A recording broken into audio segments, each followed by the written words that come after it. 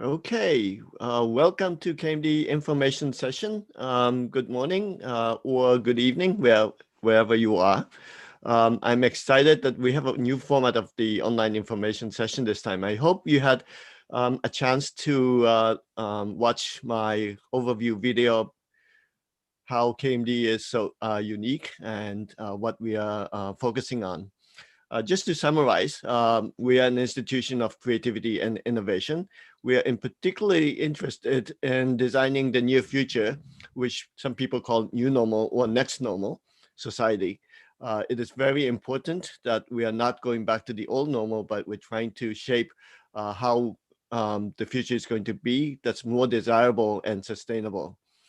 The beauty of KMD or uniqueness of KMD is really about diversity of people. So we have many nationalities and we have different uh, discipline, background, students and faculties on board. We also have age group diversity. This whole thing makes us very unique, especially in Japan.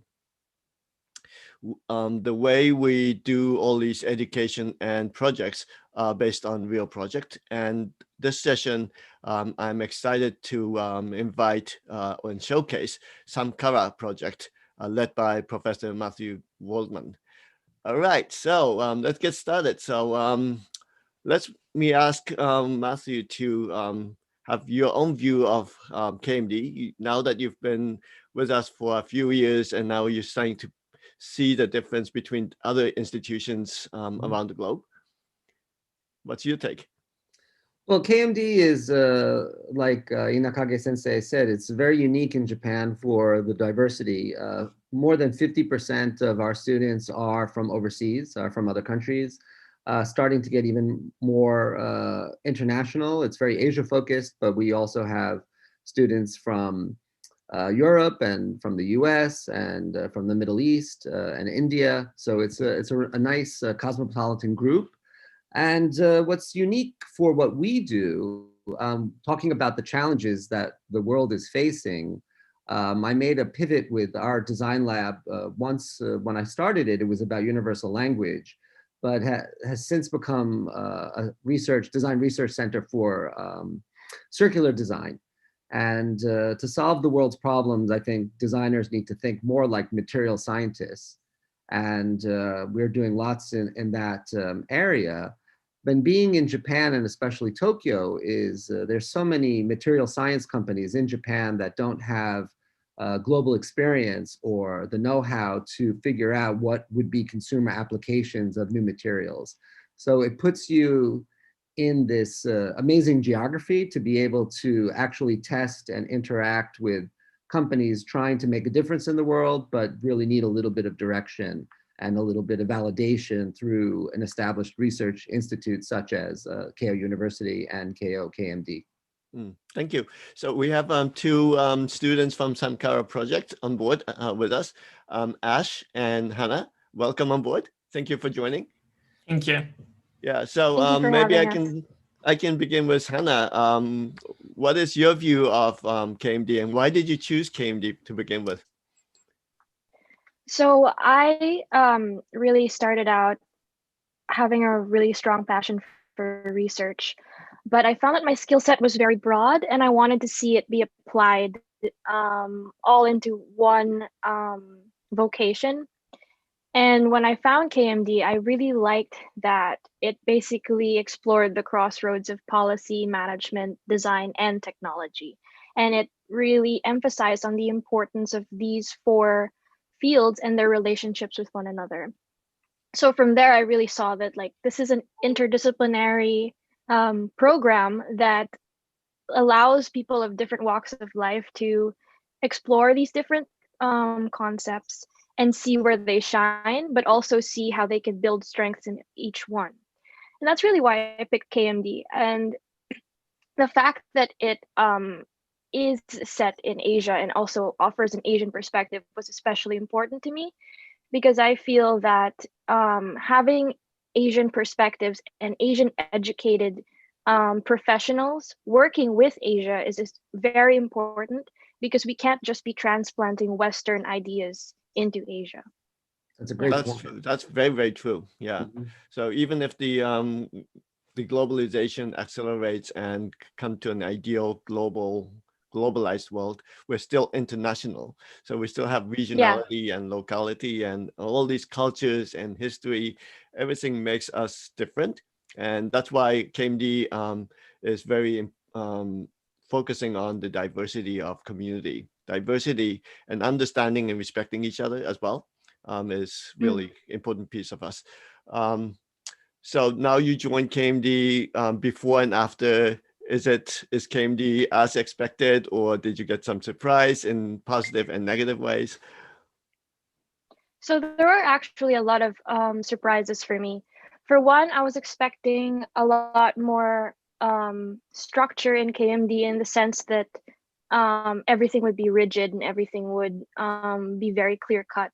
But I realized that, like, after a while of being here, I realized that the path is not going to be forged by anybody. No professor, no class is going to do that for you. You really have to be a self-starter and create that that road for yourself. And that was honestly uncomfortable for me as someone from a university back home that was extremely structured and bottom up and, conventional. But I honestly found the freedom liberating after a while, because then I realized that I could spread my wings and just explore things without worrying about if it fits into a mold. And that was really exciting for me. And that's also why it's been super fun um, researching and doing things and getting into projects with people. Great, thank you, thank you. So as Matthew said, we have over 50% of students represented internationally, but we do have Japanese, and so I would like to welcome Ash or Atsushi. I hope you're still Japanese. Yeah, I am still. Okay, good. So what is your view of about KMD? What is the uniqueness from your perspective? Yeah, to talk about KMD, I think the diversity is the most important thing that I take into account, because that is one of the reasons that I decided to go to KMD when I was in undergrad. Because I thought your main reason was me. yeah, that's for sure. Yeah, but there's the two reasons actually. Diversity for sure, because I mean, without saying it, KMD has really diverse students, and I like collaborating with people. So that's one of the reasons.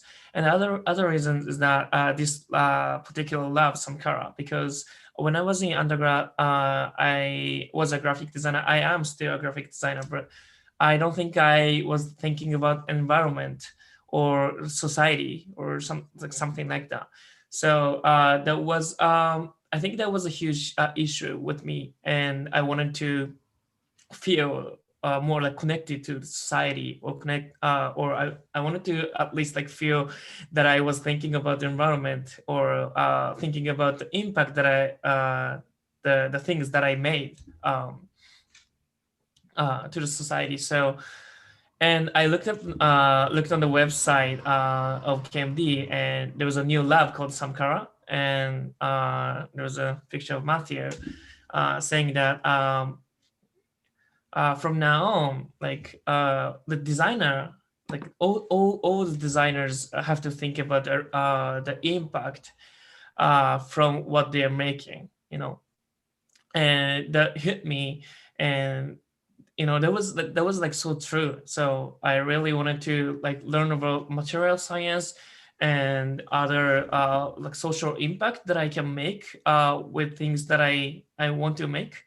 So I think this lab is like I think this lab is one of the few lab in Japan that focuses on that kind of issue right now.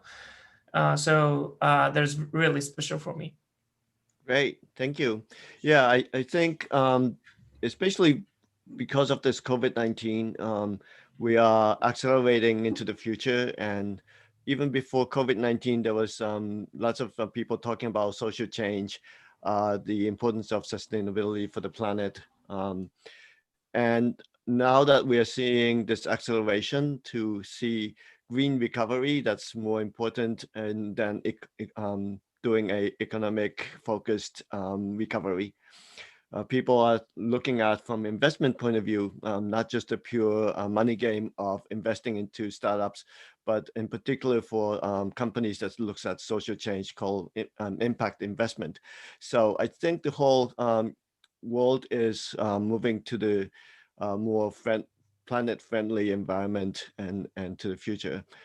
So Matthew, circular design or circular economy has been discussed for many years.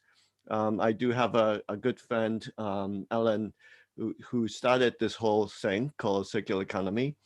And but it didn't really take off until now that we are serious about rethinking about the future of our planet. Mhm. And this year, the CO2 emission reduction is already achieved. And so if we do this kind of annual behavior change every year, the planet will be much happier. Oh, yeah. Yeah. So Matthew, what is the importance of this circular economy? Well, the importance of the circular economy is we've been so many decades of where um, the consumerism is quite selfish. No one's thinking about the impact. And being in Japan, I mean, Japan has the second per capita plastic waste on the planet just after the US. So it's not a very good place to be. Mhm. And plastic is affecting every part of the ecosystem. And when we talk about what Keio and KMD is about, when you talk about policy and design and um, there's this weird mixing where the governments are trying to make it look like it's the consumer's responsibility to change their behavior. And that's just, we know that's not going to happen. It has to be a mix of policy change, of regulation. But what the designer can do is the designer can demand that we know, like, what is the carbon. Right now, everything's focused on recycling, which doesn't work. And if the designers can focus on where did this material come from? Like, how is this plastic made? Is there a better alternative? And it brings up also other issues, research issues about human behavior and about trust. Like, can you trust the label on a food package, for example, or on an ecosystem, an eco logo? What we do is connected to the design part as well, and the language and the communication part. We're not trying to present to you that SAMCARA is a material science lab. It's just KMD is not set up for that kind of research, but to really attack every issue, to see as a designer that we need to be asking the right questions. Mhm. Like, up until now, everyone was asking questions about recycling and post-consumer waste. But if we attack it pre-consumer, then you won't have a post-consumer issue. And this is something that, yes, regulatory is important, but also a designer has to have a hands-on understanding of it. And what we're finding in our research is that there is not reliable data for a lot of these things. And it's an amazing opportunity for researchers and designers to start from the inside, pressuring them. We need reliable data. We need to know, like, honestly, is it better to use ABS plastic over this plastic, or silicone over polyurethane? Like, all these questions that you can ask a chemist, but you don't have this cohesive data about, like, carbon footprint, for example. So there's a lot of work that can be done. And if you're excited about that kind of work in the perspective of how a designer uses that information or communicates that information or changes the design process for product development, like even just physical products, I think it's very important, and it's going to help forward and the progress in this area. Of course, I tend to ramble. Challenge? What's the challenge? Because everyone talks about this and everyone is somehow aware of it, but when it comes to the actual production of or manufacturing, everyone tries to go back to the old normal and try to protect the procedure. Well, that's exactly the problem. It's there's not enough data. It's not reliable. There's not enough data that would make someone trust. Like, for someone to just put an eco mark on a product, there's not enough data for the consumer to trust that it actually is eco-friendly. Mhm. Like, a lot of times, because they're based on this old model, not on a circular economy model. They're based on, okay, when you throw this away, that's not toxic, or it's not a big part of the waste stream, ignoring the whole pre-production part, like how a plastic resin manufactured in Japan has a much lower impact on the environment than one produced in China or another country, for example. And that's because Japan in the 60s had some really horrendous environmental disasters that affect with birth defects and about water pollution, right? So Japanese, even with petrochemicals, the impact on the environment is different depending on where it's produced and how it's produced. Mm-hmm. So since companies don't share, like no one's giving tours of how they produce the actual materials, and also it's really boring. Who wants to know how the fiber in your jacket was made? Like, it's just not interesting to consumers. So the challenge is getting that data in a reliable, trustworthy way so that designers can make intelligent decisions. Because you're right, the companies aren't going to be sharing this information. It's not only the companies. I recently read an interesting article about consumer behavior. So when you interview consumers about sustainability, people say, yes, we should be more friendly. I'll be willing to pay an extra penny or extra yen. If it costs a little bit higher, I will opt to buy sustainable material-based products. But when you go to supermarket, the same person will still buy the same old stuff, mm-hmm. And choose probably less pricey mm-hmm. Products. And so there's this gap between yes, understanding in your brain and in your head. There's and even then, a term for it, like the intention behavior gap is a phenomenon where all these consumers just think that it's okay to express commitment and sustainability, but then when it comes to actually following through, they don't do anything. Well, that's why it's not fair to expect the consumer to make these decisions. That's why going back to KMD and SAMCARA and KMD's mission is we need designers, and even making designers responsible is misplaced as well. We have to have major policy changes. So, I mean, KMD is perfect. It hits on all four cylinders. You know, you could approach this as a policy issue. You could approach it as a design issue, as a material science issue, as a consumer behavior issue. But it's very difficult. I don't think it's fair to expect the consumer to be responsible for these decisions. I really don't. Agreed. You know, look how much it took the US. I always give this example to my students to study design for behavior change with the anti-smoking campaigns, you know, and how it took 30 years. And even then it was policy, you know, it wasn't, you know, even in Australia, you look at the cigarette packages and they have these pictures of like dissected lungs with lung cancer. And even that didn't stop people from buying and smoking cigarettes. It was only making cigarettes $20 a pack in Australia that stopped people from smoking cigarettes. So it's complex. I don't want to try to make it seem like it's an easy problem that designers can fix. I think it's an exciting and important part of the solution. So let's dive into SAMCARA now that we're already talking about this important topic of the global agenda. So how does SAMCARA work to tackle this very complex and wicked problem? You are the designer, and Ash, you mentioned you are also coming from graphic design background. Hannah, you're not from design. You're probably from. Oh, I do have a graphic design background. You also in communication. Everyone is in SAMCARA. Is everyone in SAMCARA design background students and researchers, or do you have different types? I'd say a lot of them are different. Yeah. We have students from engineering. Lawrence is a physics. Well, Lawrence can draw very, very well. He's an illustrator, but he is a physicist. His background is in physics. Right, and we have people from journalism, marketing backgrounds.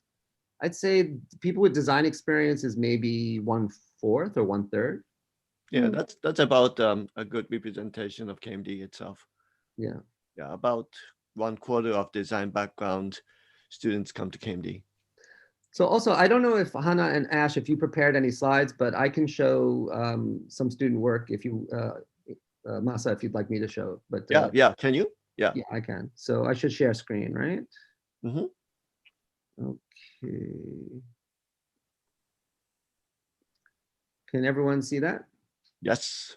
Bio design Yep. challenge. Yeah, so one of the things we do is the bio design challenge. One of the important things I think with circular design is if you cannot change consumer behavior and everything was biodegradable, this is an ideal. It doesn't affect consumer behavior or the current economy. You can buy as much crap as you want, and as long as you know it's going to turn into something safe and return back to the biosphere, to me, that's the ideal solution. And that's why I love the bio design challenge, is looking to nature for inspiration. Not the past year, Hana was part of the past year, maybe she can show, but the previous year, we submitted a project called Reiki, which is a bioengineered plant that generates electricity. And it's based on real principles of triboelectric energy generation. I think it was an excellent project. It was accepted into a few other shows, and we're developing some papers for that. One of the students, Yuki, who was part of this project, was inspired to do a project that he's still working on now called the tea waste, Chabara, where he's trying to develop new materials from tea waste. So there's a lot of attention with coffee waste. People are making ceramics with coffee waste, but there's not a lot from tea waste. There are a couple of problems with the fiber are cut for tea leaves, but I don't want to get too deep into that. But this, it's research, it's design research. So what he did as part of the GID program, where students go to London and New York to test their ideas and do research, is he collected tea leaves from different tea shops and coffee shops, and he processed them himself. And he figured out this process all on his own, just trial and error, and made a few different materials from tea waste. Some were leather-like, some were foam-like, and he then took those materials and focused on making like what would be applications. So one of his proof of concept was to make this coin purse out of the leather. So this shows how you can have innovation from the material itself and inspire the design. He's not thinking about a wallet or a lamp first. He's thinking about the material, and then how can that material be applied and used in unique and innovative ways. So this is just one project that I think really shows an overall kind of SAMCARA type of integration of material science with product design and the issues. Another one, can I change window? Yes, I think I can. One of our current graduates, hold on. This is called humanitarian branding, and this is directly related to the coronavirus. And how do you communicate important health issues and health behaviors to populations that are illiterate, that can't read? So, and people that are digital, don't have access to digital media. So what Catalina did is she did a visual design, a visual language to communicate mask usage and social distancing that would end up on actual product packaging. So she found nonprofit organizations in her home country of Colombia. She found health scientists in Harvard University.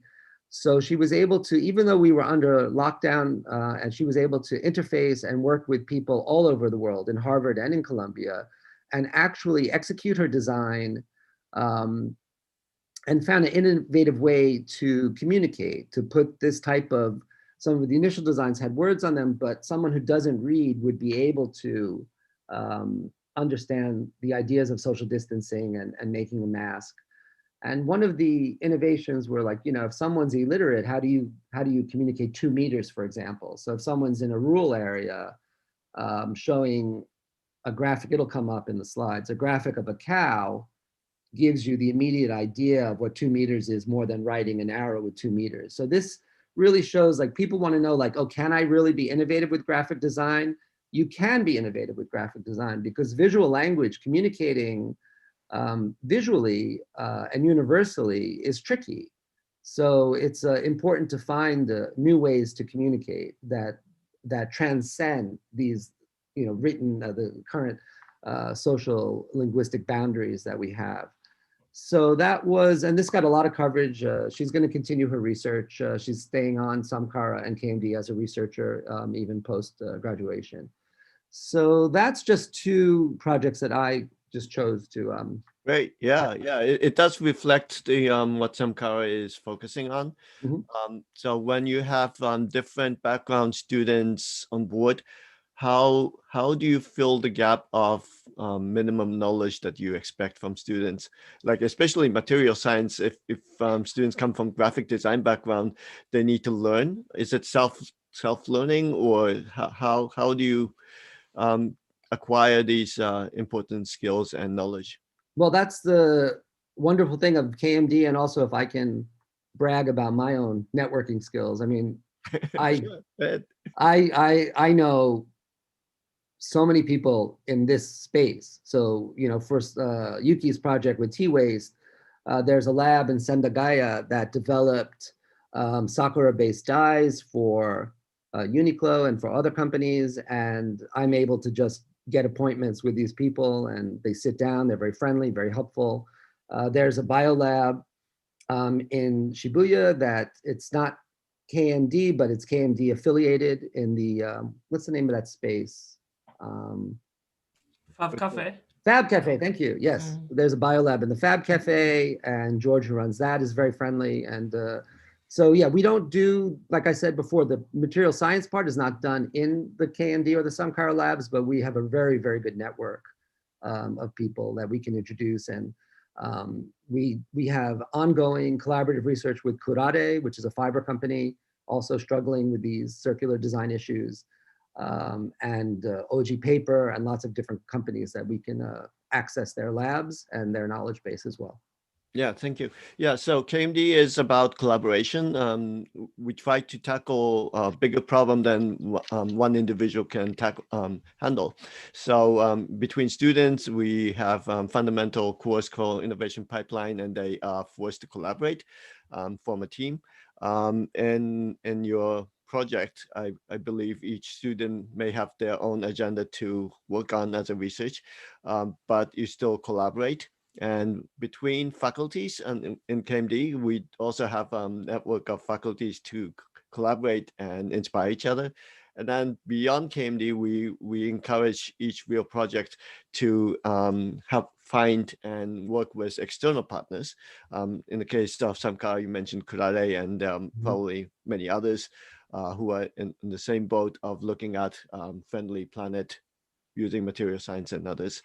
Yeah, so Ash, what kind of project are you doing right now, if you can reveal a little bit of ongoing work?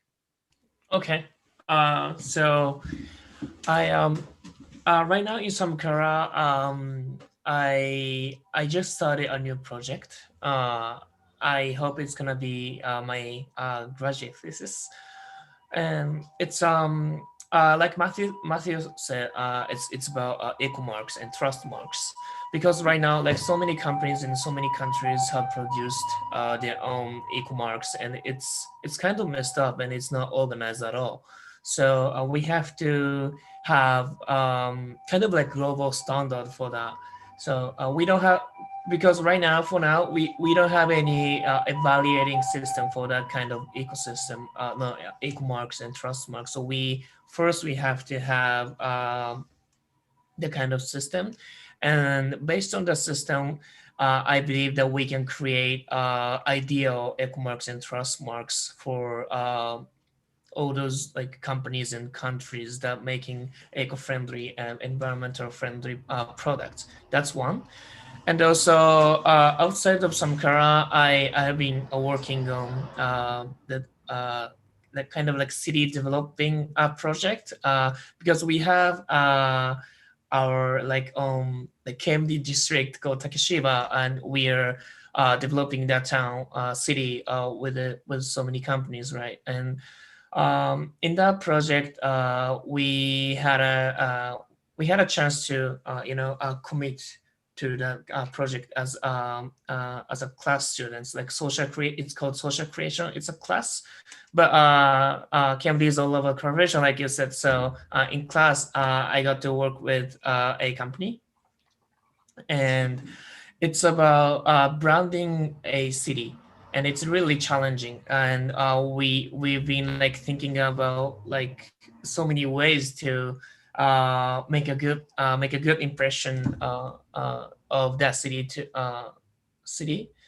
through branding. So it's not only graphic design, because it's KMD. So it's about like connecting to people, connecting to society, and making like good social impact through branding city. So that's one. And I was in GID actually, like Yuki, like the slide Matthew showed. So in GID, I was working on so many projects, and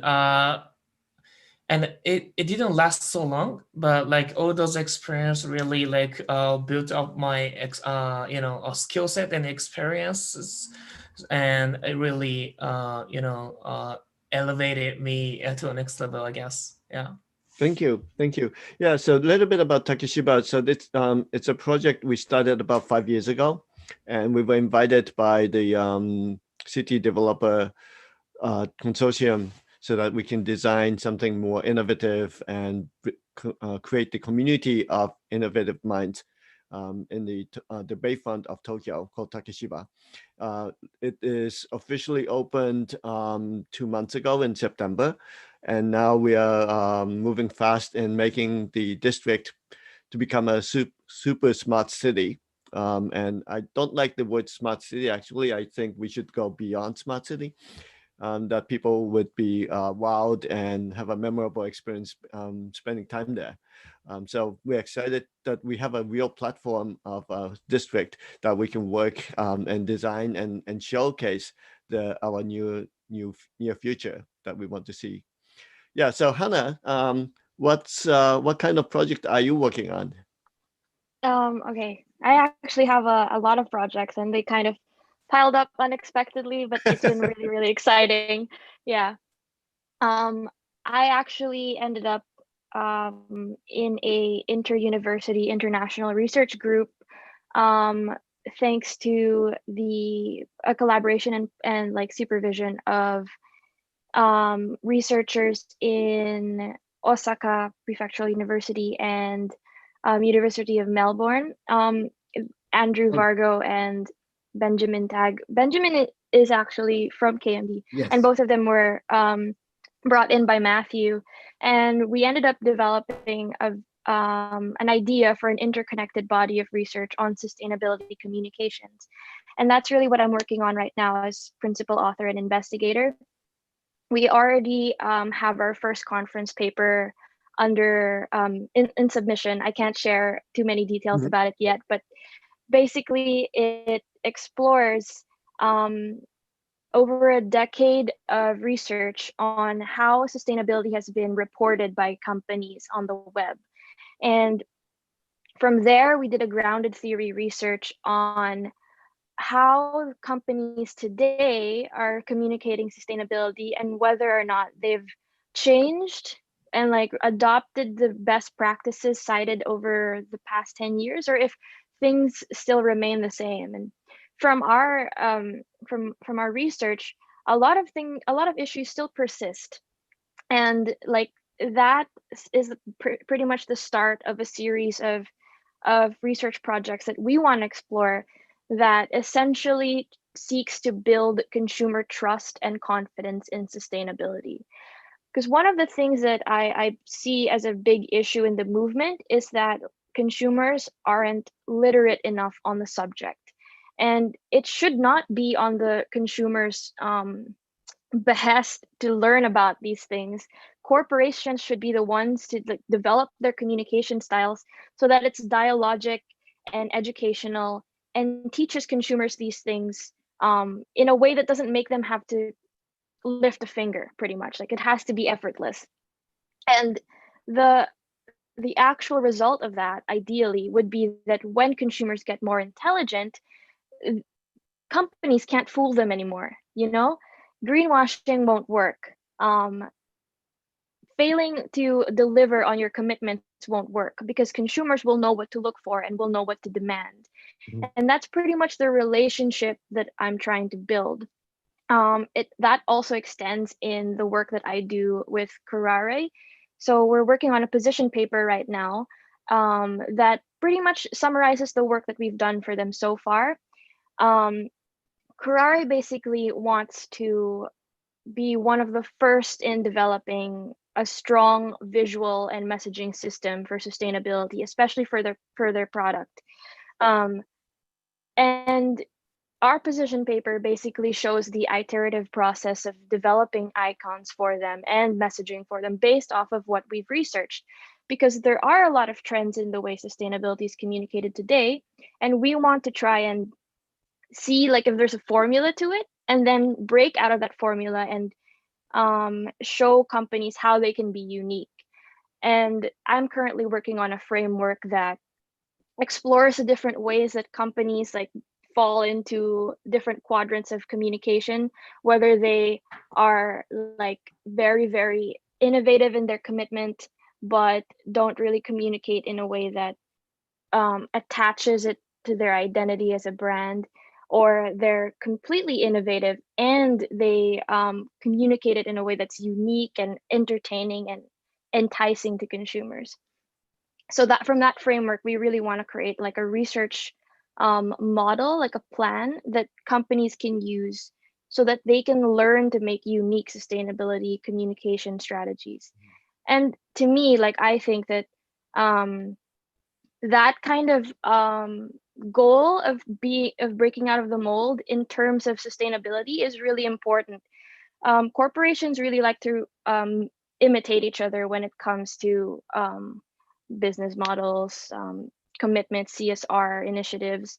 But when it comes to sustainability, if every company tried to innovate at the same time, I feel like it would start a renaissance period of environmental activities. And that's what we're doing right now in SAMCARA. Great. Thank you, Hannah. Yeah. Okay. So I forgot to mention if participants, if you have any questions to pose, please type it in and it will appear on my screen and I will read out and try to answer your question. So I do have 3 questions here on my screen. If I join the SAMS program, which is like GID, but is focusing on international management, and want to graduate KMD in 2.5 years, as a minimum period, yes, you have to have 1 semester extension. How will I work on real project during the semesters of SAMS affiliated schools in foreign countries? Yeah, so this applies to GID as well. Please join and devote your time and effort in real project while you're at KMD. And while you're away, please focus on your experience, either GID or SAMS, because that's the purpose of your journey.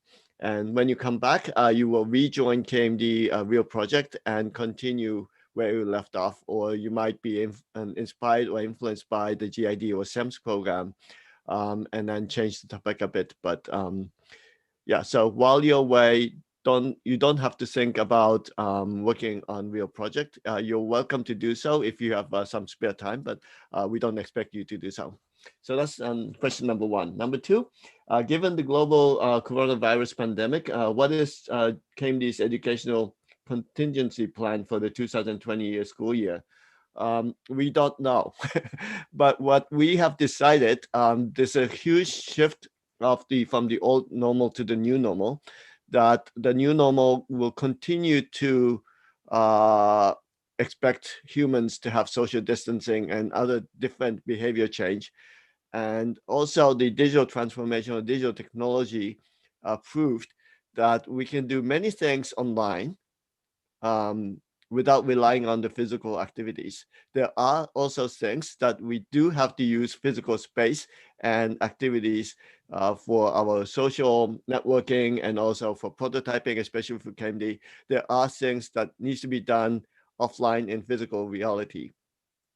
But we also proved ourselves that there are so many things that can be done online that that used to be done in physical space as well. So I think it's a balance, and KMD will try to use the thinking of online first. If there's things that you can do online, please do so. And if there are things that you think it's more important, effective, or necessary to meet up or use physical environment, please do so as well. So I think that will continue even if the pandemic is over. I think there are rumors that there will be next corona or the next corona coming and challenging human society every year or every other year. The SARS, MARS, and all these different viruses that challenged human civilization will continue to challenge us. So that's we don't know whether it's going to be still fully online or whether we are going to lift the measures and have more physical activities in the near future. That's depending on how everything unfolds. Number 3, what are some of the interesting reasons you've heard from your current or past students of going back to school, and specifically choosing KMD after being in the workforce for some time? That's a very interesting question. From what I understand, I may be a bit off. There are a few different reasons why people with work experience will come back. Reason number 1, they might want to look into career change.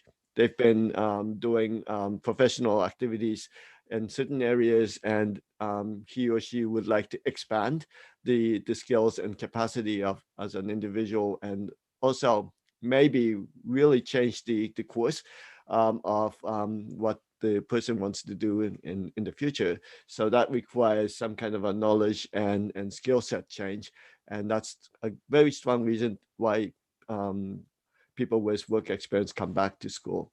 The second is at the time of this kind of a radical uncertainty and change, people need to think different, and it's very difficult to have your own way of thinking and behavior change unless you are forced to do so. An academic institution like KMD, that we believe that we really want to change the world, we don't want to go back to the old normal. It's a good environment that you're in to be influenced and inspired. So that'd be another reason, especially during this COVID-19 time. We are having more and more applicants interested in KMD. We are thankful for that. And I think that the reason of having more applicants actually shows the importance of thinking about the future in different ways. Maybe there are some other reasons. I'm not sure if Ash and Hannah, you had have some work experience, or do you have some friends with different reasons? Or Matthew, do you know any other reasons?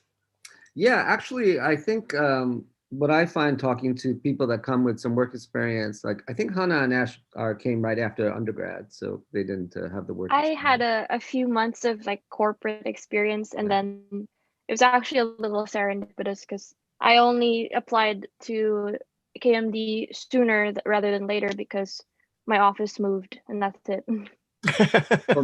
Yeah, I find that one of the real reasons to come back to grad school is when you're in a corporate environment,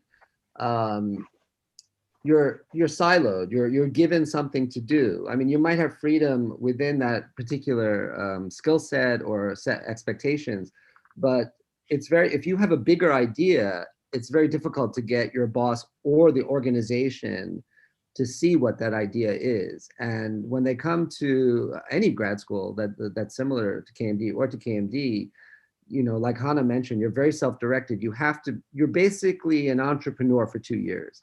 You have to do every part of a project. You have to do the research, the execution. You have to be able to validate your assumptions.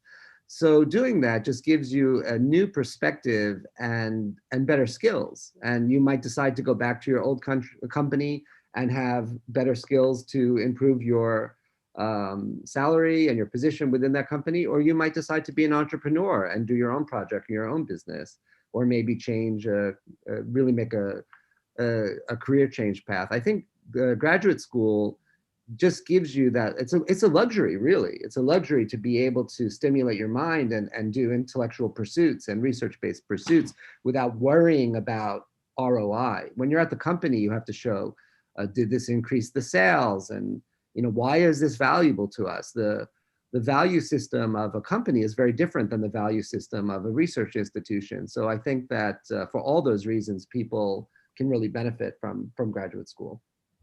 Yeah, That's a really good point to make, actually. Oh, sorry. Right, go ahead. I just, like, for me personally, I always intended to go to grad school because I wanted to engage in research and then have that research really go into practical applications afterwards.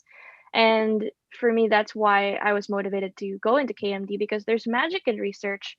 Having evidence-based output and innovation is really, really important, because then you can really contextualize it.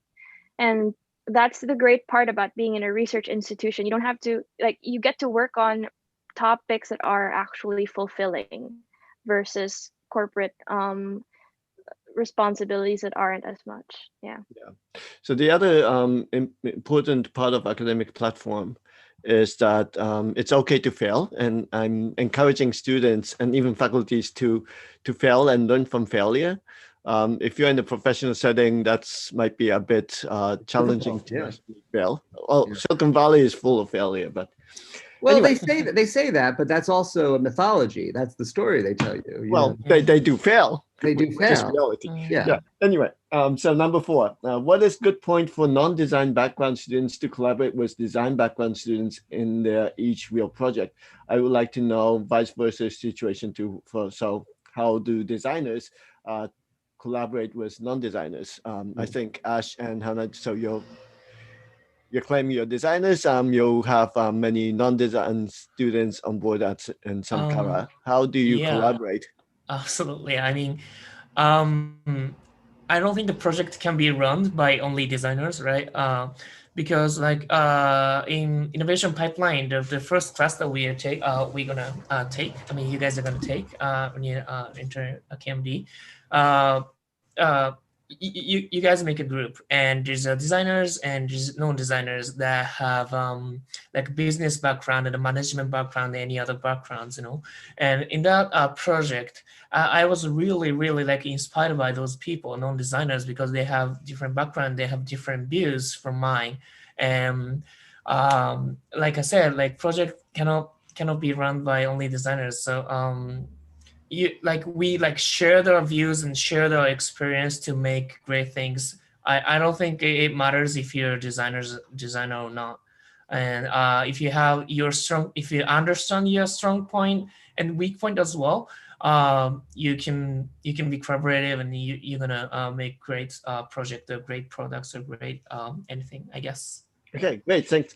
We're running out of time, but we have one last question, so I'll read it out. What are your thoughts about environmental challenge for third world countries? Do you think we should start with initiatives in first world countries and extrapolate it to the other regions? Matthew? I think it has to be global. I think that was part of the problem that you had with the Kyoto, was it the Kyoto protocols? What's it? Is that they made different concessions for developing countries versus developed countries. When you don't have a universal standard, then it's so easy to not follow the rules because you have two sets of rules. And that means that the developed countries have to do a better job of treating. Well, we have to even get rid of talking about language. Why call it the third world? Why call it the developing country? We have to look at this as a human problem, and we have to be able to reduce carbon footprint and things that are toxic to the environment for everybody, everywhere. So when you have countries like India and China saying, no, wait, we are not up to the same standard of living, so you have to give us a different set of rules, that's still very dangerous. It's dangerous for people living in those countries. It's just dangerous for everybody, because it means you're putting off the goals that need to be met. So that instead, I say we need to be innovative in a way that works for everybody in every environment. And that's why I think biodesign is so important. If you can have a biological based solution and everything's biodegradable, then you don't have to change consumer habits. You can still have the developing world embrace consumerism and buy more things, but it should also be held to the same standard that with lower environmental impact. So I do believe that it's a big question, requires a much longer answer, but the first world needs to stop treating the developing world as if the people who live there are inherently different. They're not. Our biological processes are the same, and we all have to respect each other on the same level and play by the same rules. And the resistance to that is all based on profit. It's all based on this old business model that, no, we want to sell more things. But what we've already seen, the whole, like in the 90s, the big word was, Masa, you'll remember, was convergence, everything converging. And people don't talk about it, but that's also an important part of innovation, that the smartphone does the work of what 20 years ago many products did. Like, people had stereo systems and TVs, and now it's converged into one smaller object. So when people talk about the environmental impact of making smartphones, they're ignoring that we're not making all these stereo sets and all these speakers and these TVs. So we need this whole global vision so that we can bring everyone to the same level with lower environmental impact. So yeah, I don't think we should have separate standards for the. Great. Yeah, 100% agree. All right, so we hit the time to wrap up the session. Thank you very much, everyone, for joining, and also the guests, both students and Matthew. Please consider KMD as your next destination, and I hope we can see in person in the future to work together. Thank you very much. Thank you. Bye, guys.